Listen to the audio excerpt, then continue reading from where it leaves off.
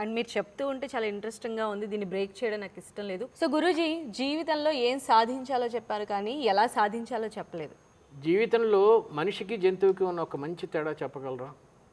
విచక్షణ. విచక్షణ, బ్యూటిఫుల్ విచక్షణ. దీనికన్నా ముఖ్యమైనది చిరునవ్వు అండి. ఓ ఓకే. మనుషులు నవ్వరు, మనుషులు నవ్వుతారు, జంతువులు జంతువులు నవ్వు. నిజంగా నవ్వంటారా? ఏమో ఎక్కడ నేను కూడా చూడలేదు. చూడలేదు కదా. ఏమైనా చింపాంజీలు నవ్వుతాయేమో మనుషులు నవ్వరు, నవ్వినట్టు జంతువులు నవ్వరు. సో నవ్వు ఒకటి, మీరు చెప్పినట్టు విచక్షణ ఒకటి. విచక్షణ అంటే ఇంకొంచెం బ్రాడ్గా తీసుకుంటే జ్ఞానం అందాం. రోజు రోజుకి మనిషికి ఒక జ్ఞానం పెరగాలండి.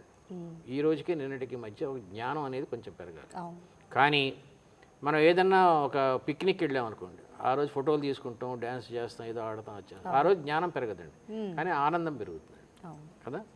సో జంతువులకి ఇలాంటి ఆనందాలు ఏమి ఉండవండి. తింటాం పడుకోవటం, తింటాం